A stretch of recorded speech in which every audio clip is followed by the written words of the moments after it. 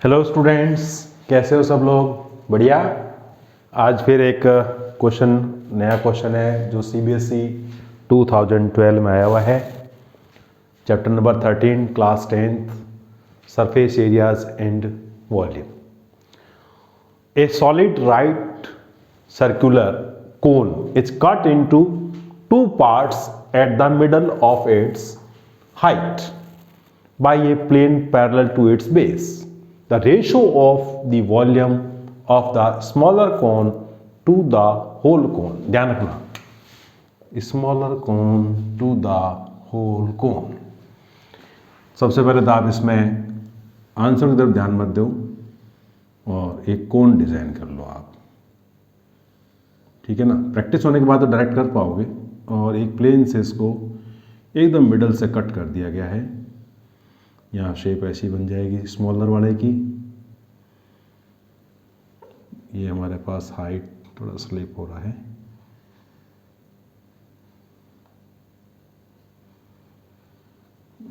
इस तरह से रेडियस इसमें कैपिटल आर, इसकी रेडियस स्मॉल आर, तो छोटा जो कट हो रहा है। पूरी जो हाइट है इसको कैपिटल एच, और जो कट होने के बाद नया जो कोन बन रहा है उसकी हाइट स्मॉल एच। यहाँ पर देखो मेजरमेंट्स नहीं दे रखे, रेशो पूछा है। 90 डिग्री होगा, यहाँ पर भी ये 90 डिग्री है। तो ट्रायंगल की बात कर लें, ये ए बी, ये सी, इस पॉइंट को डी और इस पॉइंट को आप ई ले लो। तो अब दो ट्रायंगल दिख रहे हैं आप इसमें। देखो इसको सॉल्व कैसे करें, क्योंकि मेजरमेंट्स हमारे पास में भी है नहीं। इस केस में दो ट्रायंगल देखो, एक तो मैं ये शेड कर देता हूँ और एक ये पूरा बड़ा वाला। इन triangle A D E and triangle A B C में देखो आप।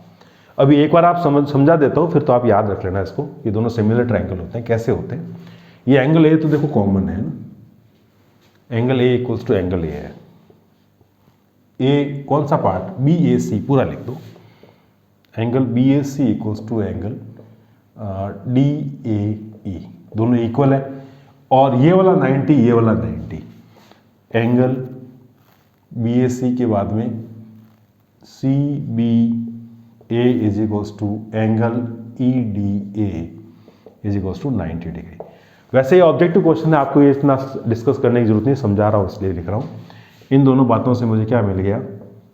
By angle angle similarity triangle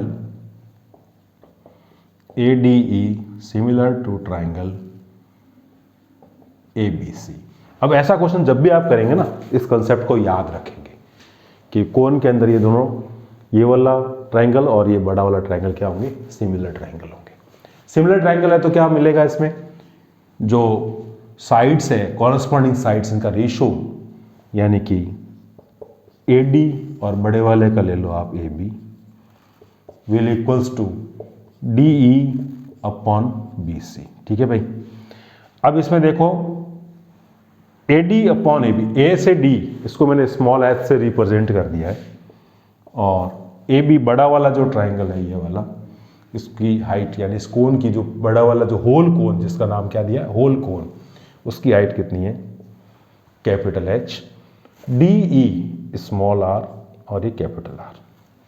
अब रिलेशन देखो, इसमें क्या रिलेशन दे रखा है कि cut into two parts at the middle, एकदम मिडल से कट किया, यानी कि जितना ये एक्स है ना, ये एच है ना, इसको अगर एक्स लेंगे तो ये एच कितना होगा? 2x ले लो आप इसमें।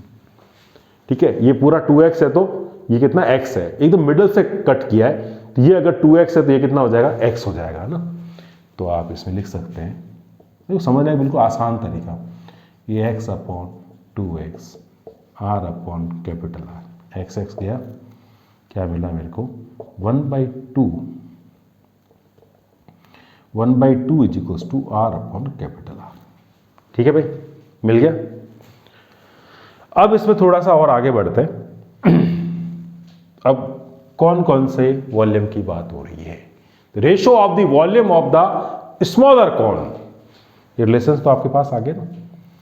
क्या आया, स्मॉलर कौन कौन सा, ये जो कट होने के बाद जो है ना, स्मॉलर कौन के वॉल्यूम को आप V1 और पूरे को आप V2 कहते हैं, बड़े वाले को। स्मॉलर कौन के वॉल्यूम को आप V1 और पूरे को आप V2 कहते हैं, बड़े वाले को। स्मॉल भी कैपिटल भी नहीं, V1 V2 कह सकते हैं। स्मॉलर का सबसे पहले स्मॉलर कोन का वॉल्यूम है ना 1/3 पाई r square h, 1/3 pi capital R square और ये कैपिटल H। अब जो निकल ये ना ये रिलेशन, ये कौन सा, small r upon capital R equals to 1/2, इसको आप ध्यान रखेंगे। 1/3 कैंसिल, पाई पाई कैंसिल, हमें तो रेशियो से मतलब है। ये r upon capital R square है ना, होल स्क्वायर लगा दो, h अपॉन कैपिटल H, इसको हमने x लिया था, ये 2x रिलेशन दे रखा है, बिल्कुल मिडल से है। तो अगर ये 2x है तो ये कितना हो जाएगा, x हो जाएगा, और ये x है तो ये कितना हो जाएगा, 2x हो जाएगा। रिड्यूस कर दो, r upon capital R already हमने इसमें यहाँ निकाल लिया फर्स्ट इक्वेशन में, 1/2 होल स्क्वायर, ये 1/2 कितना आ गया भाई, यहाँ लिखें 1/4 इंटू 1/2 दैट इज 1/8।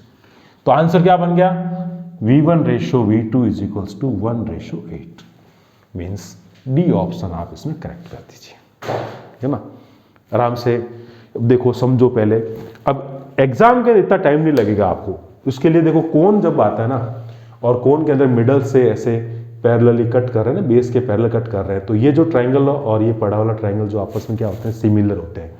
तो उसके कॉरस्पॉन्डिंग साइड्स का रेशो ये हमेशा के लिए याद कर लो। अब इसमें एकदम मिडल से किया है, कोई रेशो 1/3 का, 1/3 का भी दे सकता है, 1/4 का भी दे सकता है, जो भी रेशो बने उसको पुट करो, R और कैपिटल R है ना, या R1 R2 ले ले भले, तो उन दोनों का रेशो निकाल लो और वैल्यूज रखो, आराम से आपने आंसर आ जाएगा। तो ऑब्जेक्टिव क्वेश्चन देख के घबराना नहीं है ना, ऐसा नहीं है कि अब मैं क्या करूं, घबराएगी, इससे पैरेलल कट हो गया, ऐसा क्या करूं, ऐसा नहीं। आप फिगर बनाओ, आराम से रेशो लिखो, और जो स्टेप्स बताए उसके अकॉर्डिंगली आप इसको, ये तो ये कंसेप्ट याद रखना, और बाकी जो स्टेप्स बताए उसके अकॉर्डिंगली आप इसको कर लो। अगर ज़्यादा मार्क्स क्या है तो पूरा प्रोसेस के थ्रू करेंगे, ऑब्जेक्टिव है तो डायरेक्ट कर सकते हैं। अच्छे मार्क्स लाने के लिए मैथ्स में प्रैक्टिस बहुत करनी है। एक है ना, मैंने देखा है कि बच्चे कहते हैं आज पढ़ने का मन नहीं है। बेटा मन के अंदर ऊपर सवारी करनी शुरू कर दो, मन बनाओ, ठीक है। मन को जो है ना दूसरे जो डाइवर्जन आते हैं उनको पैरों तले रौंदते हुए पढ़ाई कर लो बस, और आगे निकल जाओ। अब समय आगे आए जब अब मेरे को बहुत पढ़ना है और क्वेश्चंस बहुत सॉल्व करने। मैथ्स में सबसे आगे अगर निकलना है उसके टिप्स क्या है, बताओ क्या टिप्स है? Practice practice practice and practice, सबसे आगे निकल जाओगे, पक्की बात है। ऑल द बेस्ट स्टूडेंट्स, मिलते हैं फिर नेक्स्ट क्वेश्चन के साथ में। Bye students, all the best.